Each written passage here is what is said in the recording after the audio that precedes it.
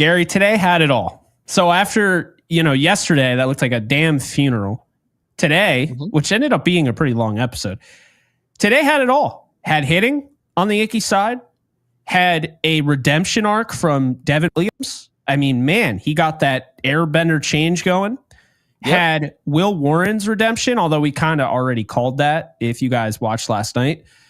And Ben Rice just continues to hit the crap out of the ball. Cody Bellinger had a really big spot in this game early on. This was a necessity for the Yankees. They needed to get back to their offensive ways, but it's like I said, you need at least 5 innings, 3-run ball at max from Will Warren, and he only gave up 2 runs and only gave up 2 hits. And to be honest with you, Gary, he's going to give up the home run. There are guys that are established in this league that give up the home run, but I like that after that, because this is the big thing for me, and we're going to get into it more in depth. The big thing for me is Will Warren absolutely crumbles when things start to hit the fan. And guess what? He stepped up and ascended above that. He had, I think, 9 straight batters out. Really gutsy performance from Warren. He could have absolutely faltered. He's normally good through the first time through the order. The second time, not so much. That was not the case today. Big ups for him, especially after last night. And now the bullpen doesn't look that bad right now. You go into the next game and you're thinking, they can use some guys. They're not necessarily hamstrung. So this is a big win for the Yankees for sure.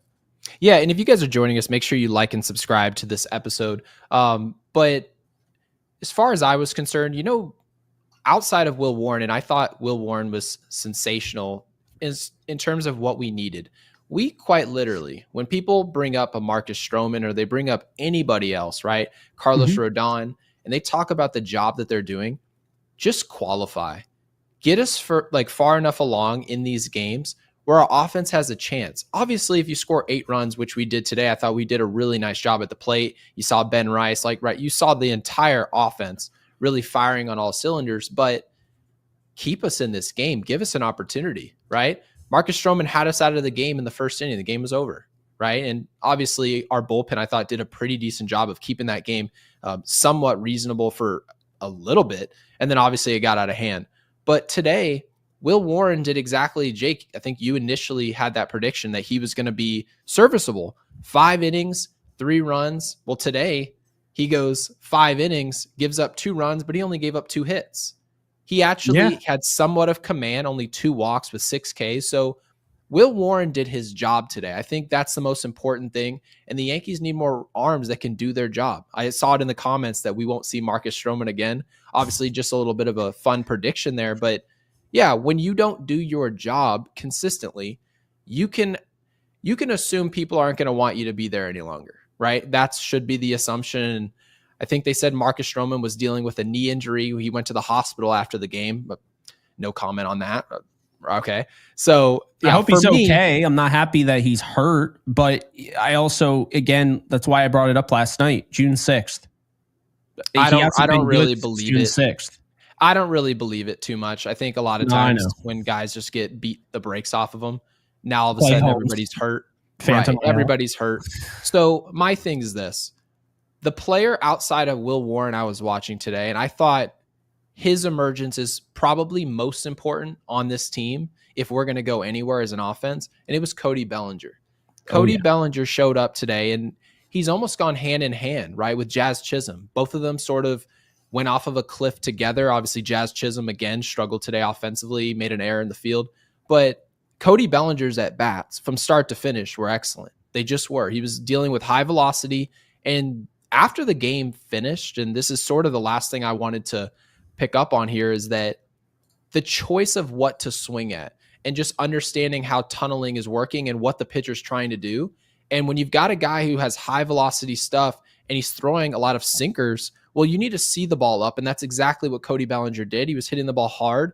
And I mean, he was an inch away from a 3-hit night. So it goes to show you what he looked like at the plate. It's absolutely huge and big time for this offense. And thank goodness Will Warren didn't spoil this offensive performance. Oh my God. I know. Right? I really enjoyed this game because it had a little bit of everything. I thought Austin Wells hit some on the screws today. Austin Wells today specifically looked like Austin Wells at the beginning of the year last year, where, I remember Paul O'Neill bringing up like, man, he hit that hard and it's just right at him. Like, and then of course on the other side, you have Flores, who hit like the weakest, and this is baseball, right? He hit like the weakest shallow pop-up ever and scores 2. And that's baseball. Guys running on the first, sign of contact, and then Wells hits it 110 miles an hour at somebody's glove, and it's like, that's an out. They average out if you watch enough baseball, but it doesn't feel fair. No, it's it's not fair. And I'm going to point this out. And I think you saw my tweet. If you didn't, if you didn't, you don't know where I'm going. Mm-hmm. I have never seen anybody that makes a diving attempt at a ball, they drop it against the Yankees. It is insane. Every diving catch is caught.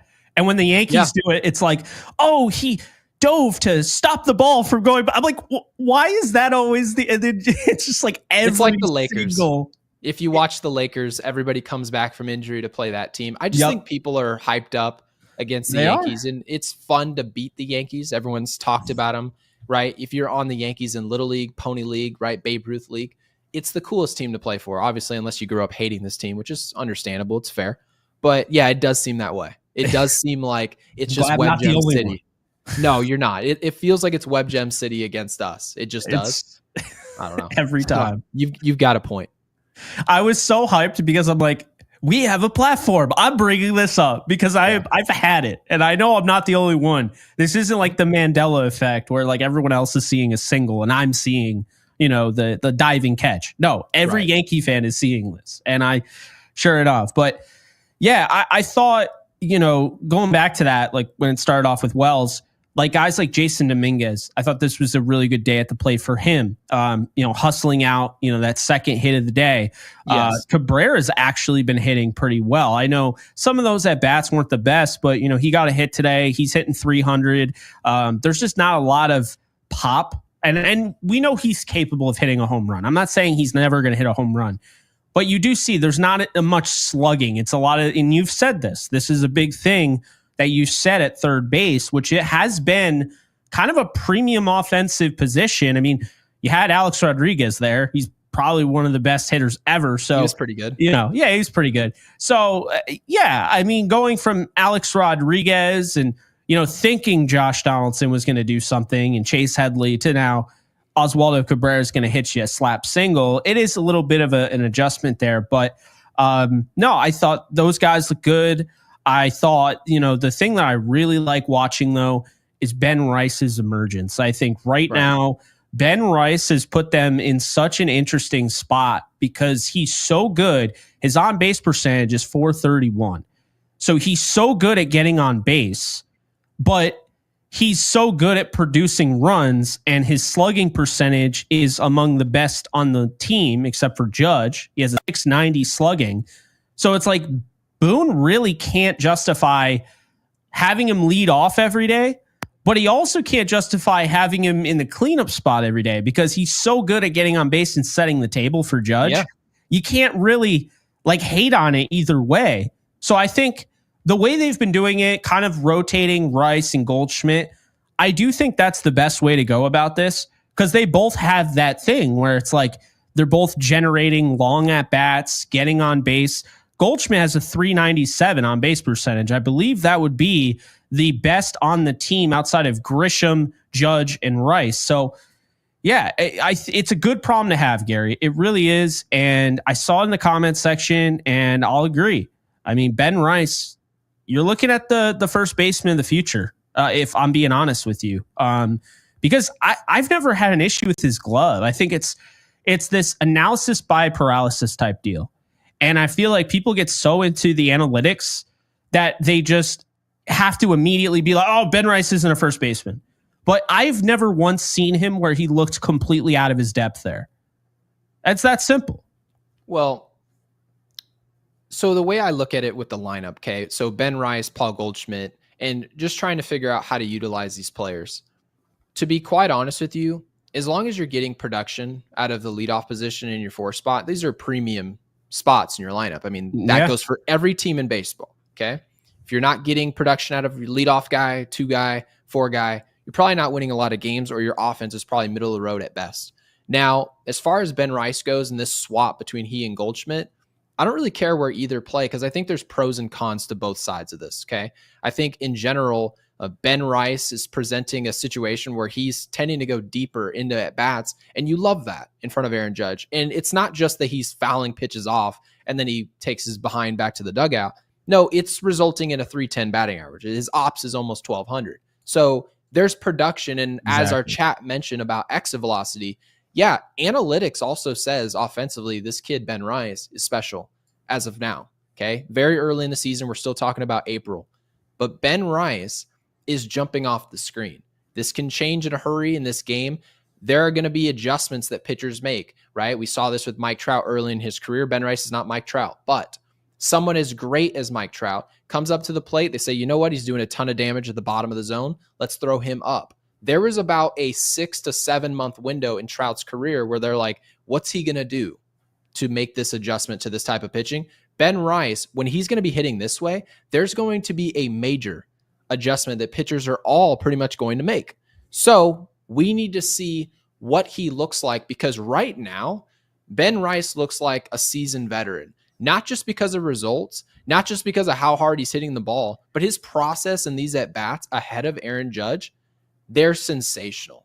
And when you're protected by Aaron Judge, we saw it, right, with Juan Soto, how much that production, what type of value that provides to these guys, it's a ton. So now that Soto's out the door, somebody else is a beneficiary to that protection. And right now, it is Paul Goldschmidt, who just so happens to be hitting 358 with an ops almost 900, and Ben Rice, a player that for me personally, I wasn't sure if this guy was going to be a part of the future or even a part of the present, but he's showing he got a lot stronger, a lot bigger.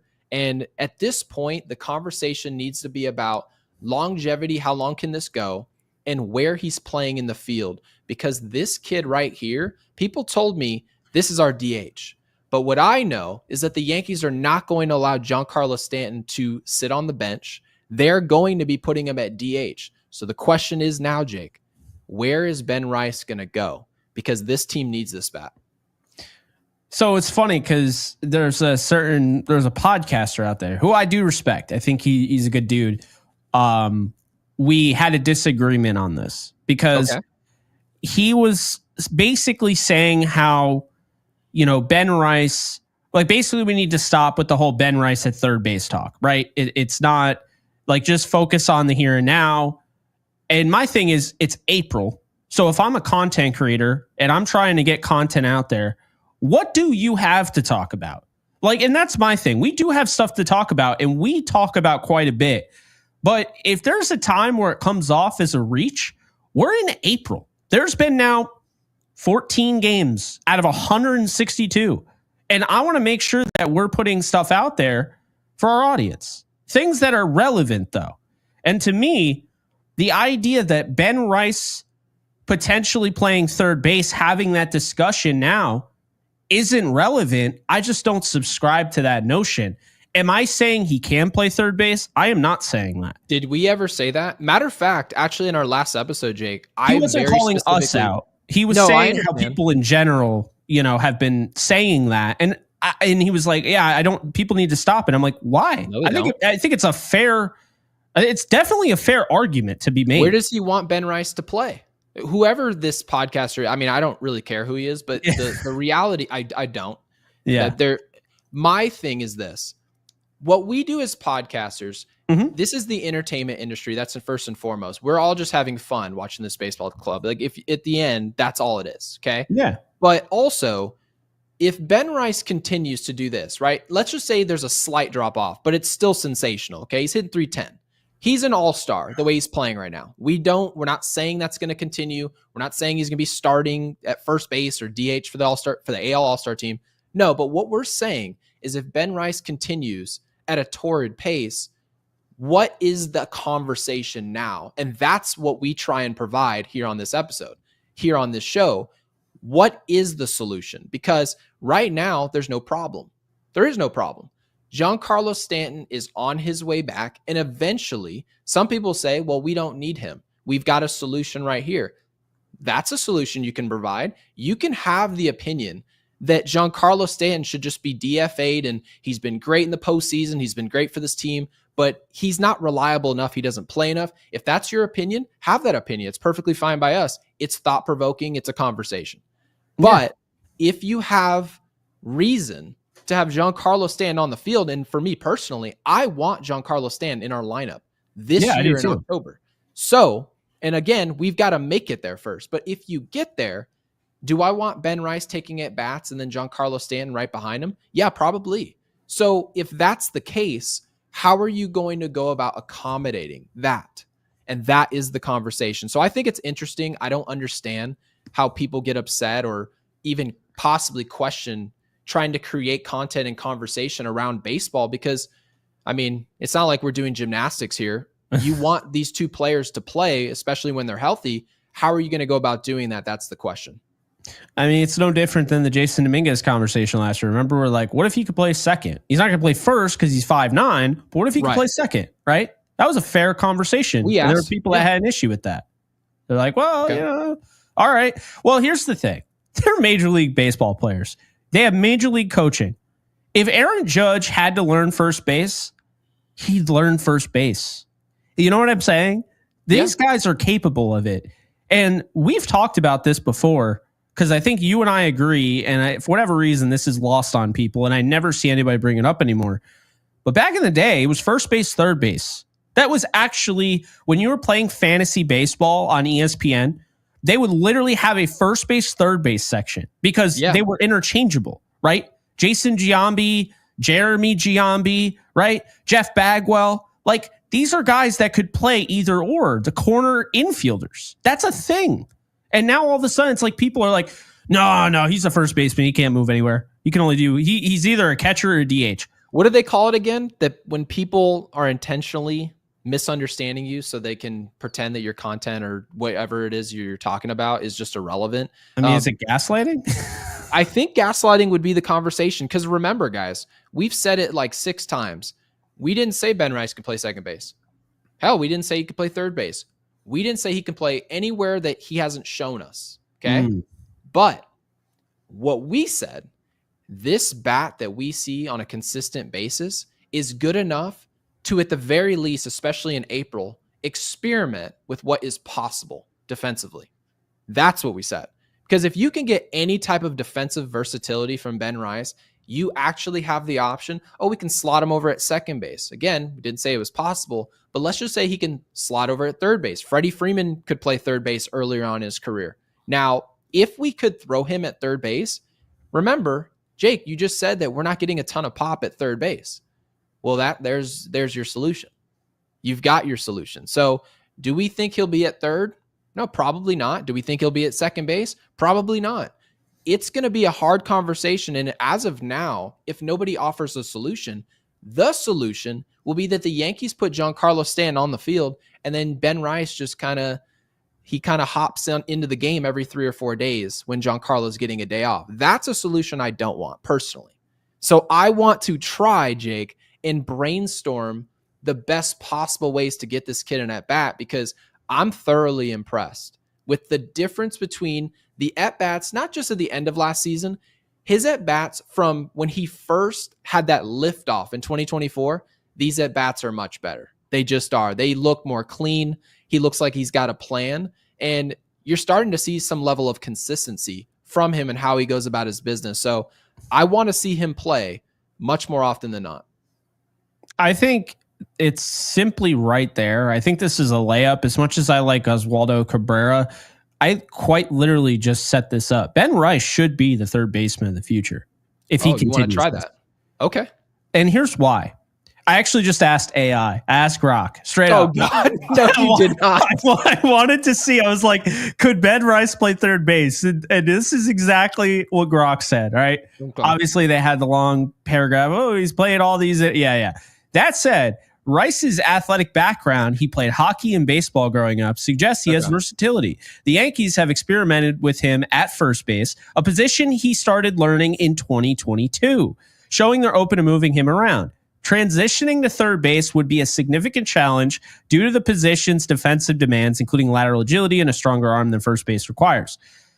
Theoretically, he could trade at first base or third base, but it'd be a stretch without the prior experience there. The Yankees' current third base options are DJ LeMahieu, Oswaldo Cabrera, and Oswald Peraza. Make it less likely they'd experiment with Rice unless injuries or roster changes force their hand. For now, his bat is his ticket, and they'll probably keep him at first, catcher, or DH to maximize his offensive contributions. So here's the deal. What I learned in that, because I didn't learn too much, Grok let me down.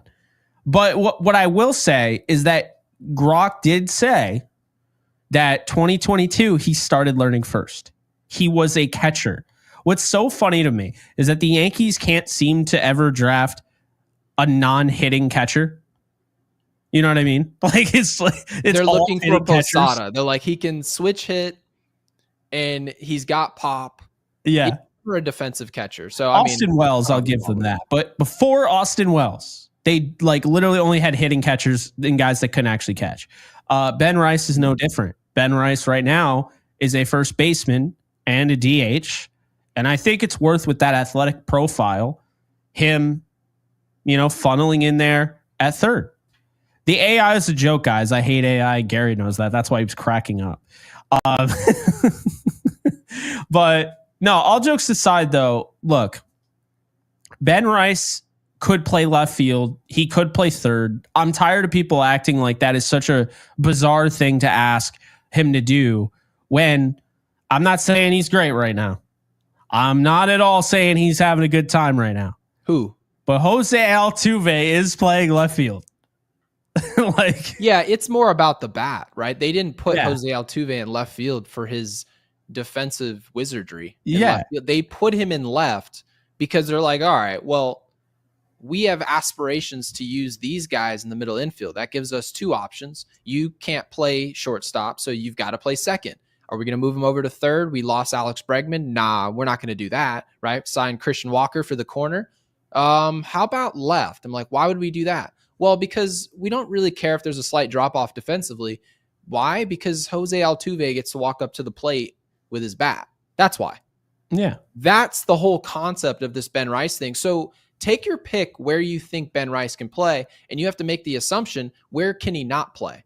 Well, maybe not for his own personal usage here, but Paul Goldschmidt is the one player on this roster. He's not moving from first base. He's not playing third. We're not going to probably DH him, right? So you have to look at it and say, he can't DH and he can't play first base. So where can he play? Take your pick. Take your pick. And that's where Aaron Boone and he can't catch.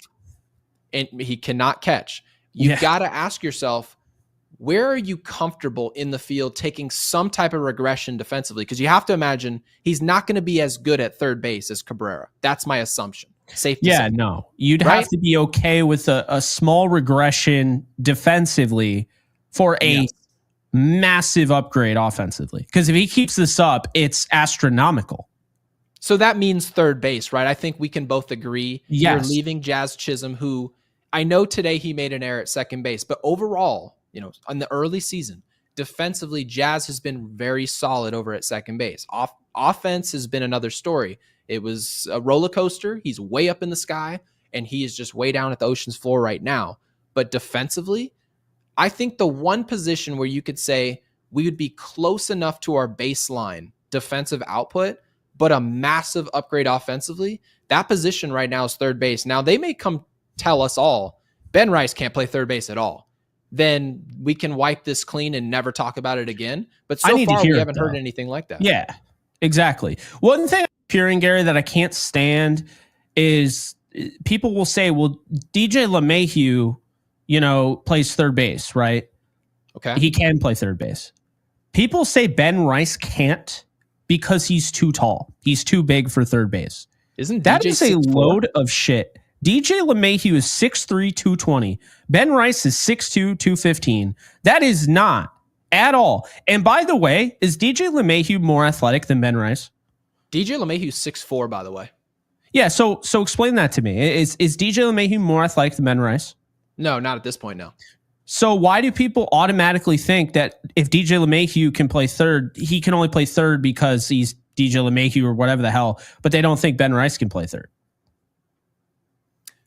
I have no idea. I would assume if you told someone, can you give me your prototype outfielder? They wouldn't say 6'7", 280 pounds. So I think in general, at times you have to give people an opportunity. And this may be during practice or during spring training, whenever, right? Where guys say, I'm going to work at this position. I'm going to give this an opportunity. And you might just throw it by the wayside and never talk about it again. That's perfectly fine. But essentially what we're saying, our conclusion here, is that the Yankees need this bat, at least right now. And if he shows us that he just falls off a cliff and then you're like, well, I can do without a Ben Rice at bat, then you don't need to talk about any type of position change to third base. Now we can change the conversation to what is the long-term solution? Is Cabrera giving you consistent output there? Is Peraza, is he an opportunity? Like, can we give him an opportunity or have to go get one? So yeah, as of right now, this bat from Ben Rice is sensational. He's at the top of the lineup. He's not hiding like the way we had Anthony Volpe, right? When we were saying he should move up. No, they're giving Ben Rice premium at bats in the regular season. So very good. Obviously, credit to Aaron Boone for trusting in a young player, someone who finished the season last year just putrid. He ended up hitting 171. So just to let you guys understand what version of Ben Rice Aaron Boone was seeing, and then to come into spring training, see a different type of at bat, see a different body, and then throw him at the 4 spot and then the leadoff spot in front of veterans. I mean, this should excite a lot of people. No, I agree. And I mean, this is where it's like, I totally understand. Like, okay, why even talk about this? Because it's like, whatever. We should be happy that he's hitting this well. And I guess that's a point, but they are going to have to make a tough decision here. At some point or another, they're going to have to figure something out. Because Ben Rice can't be DH if Stanton is DH. I don't know if people quite realize that yet. But yeah, I think the athletic profile tells me that Ben Rice could slide in at third. And that could be where he plays the rest of his career. We don't know. But what I will tell you is that they have to make a decision soon.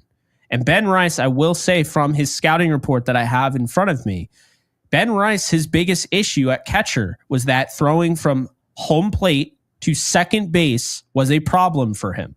He was developing his arm from that perspective. So what I would propose, and people will be against it, but I'd propose Jazz at third, and I would probably say him at second.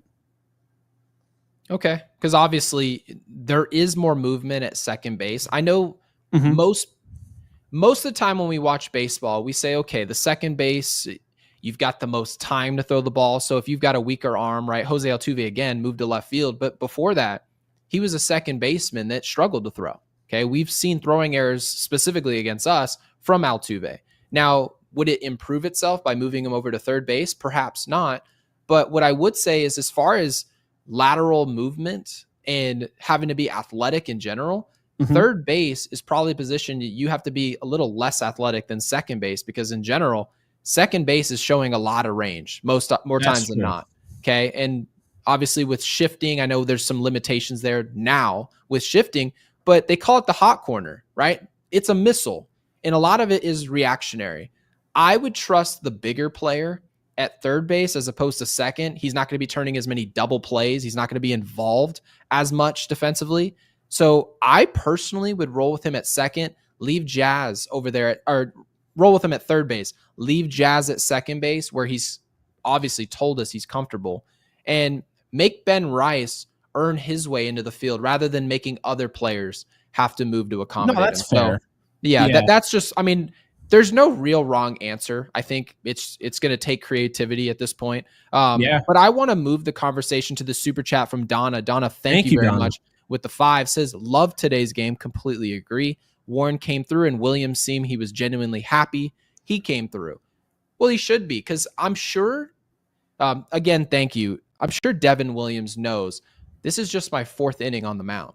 Like, let's take this into perspective. I wasn't good. Obviously, that changeup, what do they call it again? The airbender.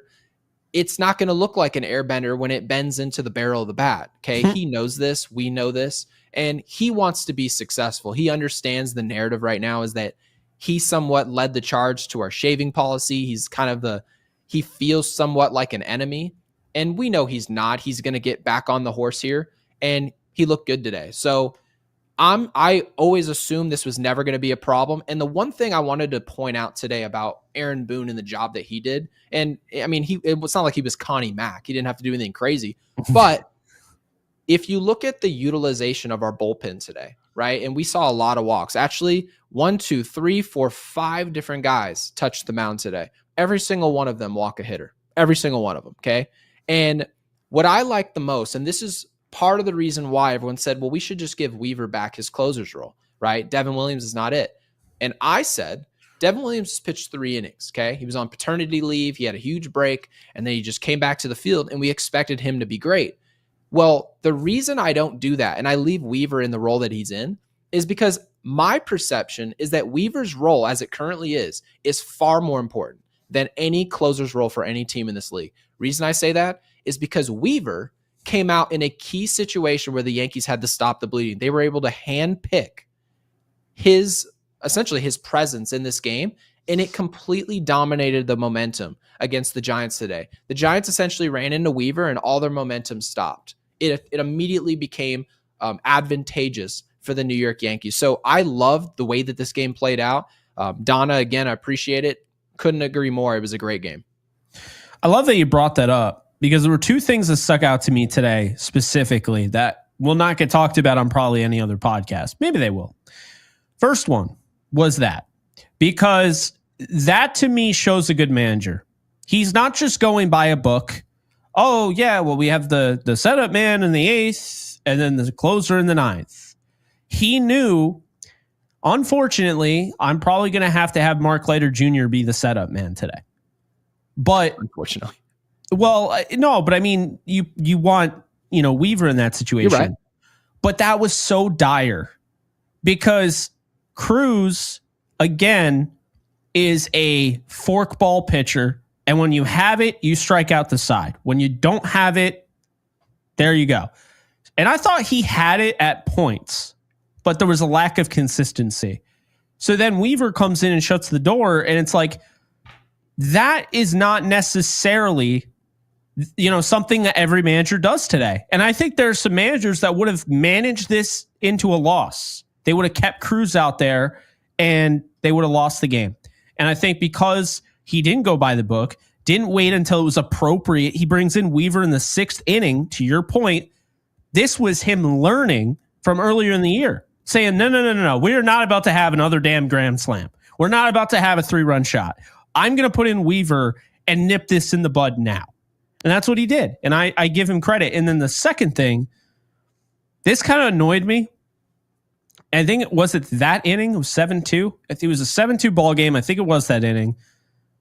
It was, because Cruz got the ground out and Jazz tries to turn 2. And it's like, you're up 7-2. I don't know what he's doing throwing to second base there. You know what I'm saying?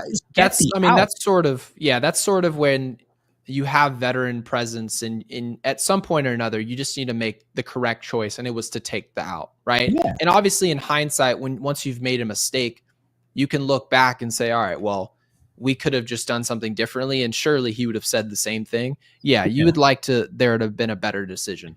That was frustrating. It wasn't. Because I knew didn't make sense. I knew when he threw over there, 1, they weren't going to get the out. I just had a feeling. And 2, now you're going to have runners on first and second, and this guy doesn't even get an out of a good pitch.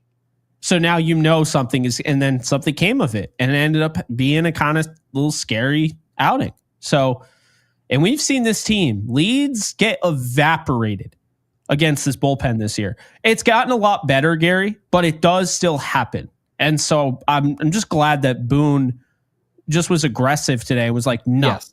I don't care if I normally by the book need to put him in the 8th or even the 7th if he's going to have a 6 pitch. I don't care, or six outing. I just want to get this thing done. Then we'll move on. The rest of the game, you can't plan entirely all the time anyway for who is going to pitch the 7th, 8th, and 9th if you can't get out of the 6th. And that was his entire point. So Weaver is so clutch that he's just like, let's just do it. Let's just get this out of the way. And then, to be fair, they got some good, play out of the rest of the guys. I mean, Williams got himself into a little bit of a jam, not anything too big, but he got 2 runners on, and then he struck out 2 and got the out. Mark Leiter Jr. walked a guy, but struck out a guy and got out of it. That was, that was some good stuff out of the bullpen, I thought. Doesn't that make sense, though?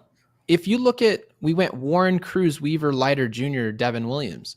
Yeah. In my opinion, this is perfect. Here's why. Cruz, who has command issues, you're not going to bring him in high leverage where he's got to throw strikes. But obviously he's missed bats, right, with the splitter. So you love the stuff that you're getting. But the plan here is let's throw him out there where he's not forced to throw strikes. And then as the season goes on, we can probably, with Matt Blake's attention, hone in his craft essentially in his command. But then also everyone keeps calling Luke Weaver the setup man. I completely disagree. I don't think he's our setup man. I don't think he's our 8th inning man at all.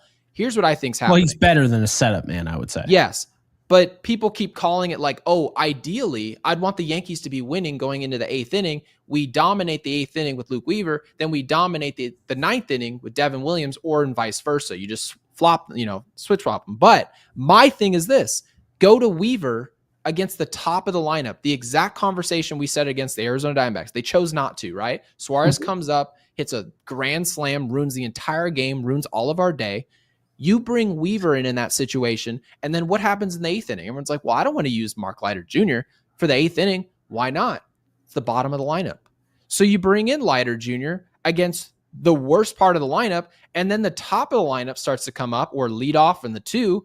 You bring in Devin Williams, who has pedigree of pitching against these guys in the 9th inning. And then now you throw your weaker guy, the setup man, Leiter Jr., pitches against the worst hitters on their lineup.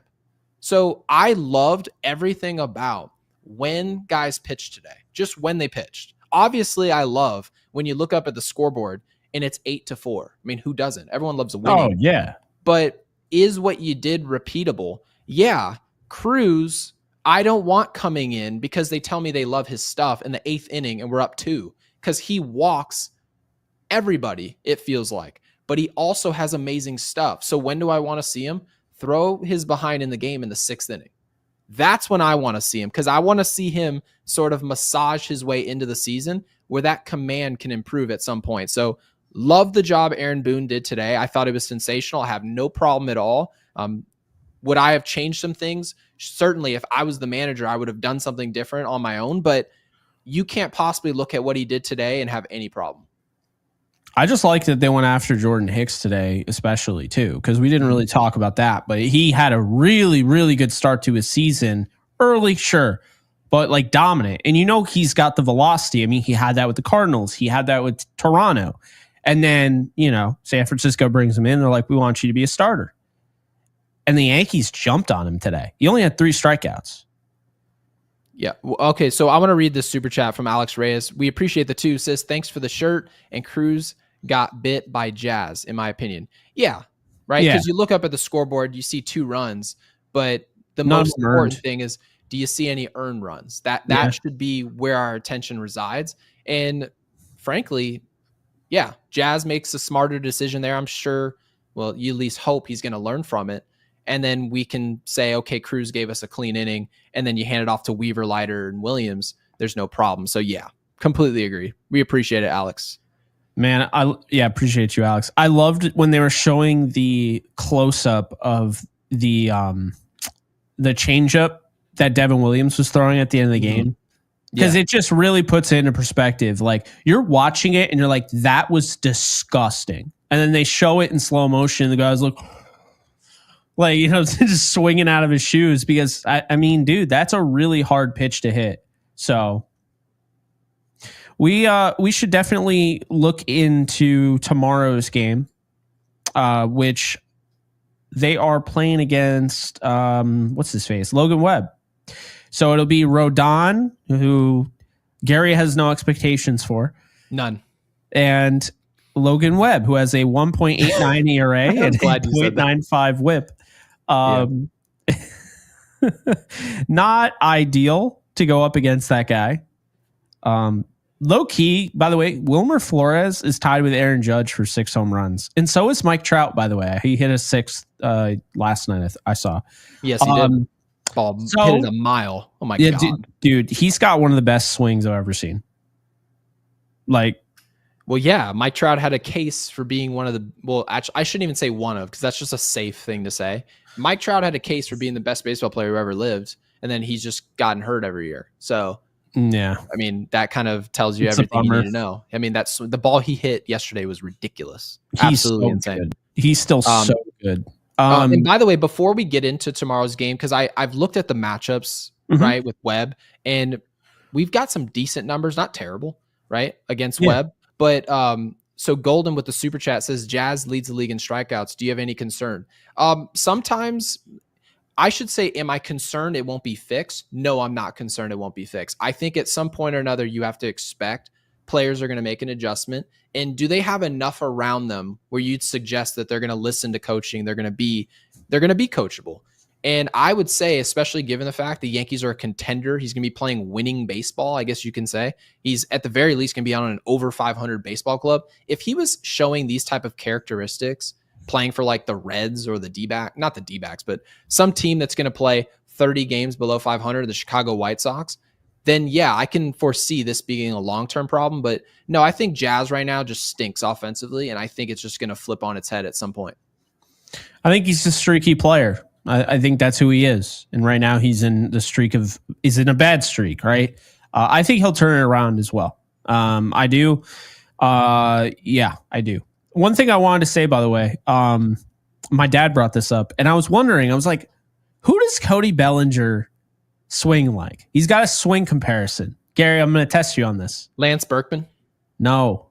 Although that's interesting. He has a better swing than Lance Berkman. Lance Berkman's swing was ugly, but go ahead. Yeah. He said Paul O'Neill, and I see it. Do you? Yes. I think it's spot on. I was trying to figure, I was like, who does that look like? I don't know how Paul O'Neill on the broadcast hasn't been like, yeah, and that's my swing. Like, you know, he does make like comments like that. I swear to you, if he heard that, he'd start seeing it. You know why I think they don't? Because again, you remember, like anytime you tell somebody, like for example, if we saw somebody swing and we're like, oh, his swing is Ken Griffey Jr., what do people do? They clutch their pearls. He's not Ken Griffey Jr. Oh, they're losing their mind. He's not as good as, he's not Babe Ruth. He's not. Guys, we're not saying he's Paul O'Neill. No one's saying he's Paul O'Neill. No. Nope. He's not saying he's Paul O'Neill. No. What we're saying is the style of the swing just looks similar to Paul O'Neill. I see it. I can see that. I can. And is he going to throw up Paul O'Neill numbers? Probably not. But I feel like I'm sign up for it. My back's against the wall. I have to say he won't perform like Paul O'Neill to say this. It's insane. Yeah, it's so funny. I'm going through it right now with all the NFL draft stuff. You make a comparison, and you always have to preface, this is how they play, the play style. Yes. And then you also have to say, yeah, I think he has a ceiling, like his comparison ceiling-wise is this. But if you forget, and you're like, yeah, like this is play style, and someone's like, you're comparing him to Michael Vick. What the hell is wrong with? I'm like, no, I'm not. I'm saying he has a similar play style. They should put that phrase in the podcasting Hall of Fame. I'm not saying, and leave it at that. I'm not saying he's Antonio Brown. I'm saying that he runs routes like him. I'm not saying that he's Ken Griffey Jr. I'm saying that his swing style is similar and his stance is similar. So yeah, that Paul O'Neill, Cody Bellinger comparison, I see it. And hopefully someone doesn't just clip this and go, yeah, he thinks he's Paul O'Neill. Yankees alone is so stupid. They think they're so dumb. Cody they think he's Paul O'Neill. They'll still do it. I'm telling you, dude. They that's just the way that this space works with social media. But I guess you can ignore the goblins. They're losers. They are. Yeah, they are goblins. I love that. It is funny. It really is funny. But I think that is going to do it. I don't have a movie, so I'll have to come up with something real quick here. I'm going to go with a game that I just randomly found and started playing. It's called Atom Fall. ATOM Fall. So it's like, it looks like Elder Scrolls, like Skyrim and like Fallout had a baby.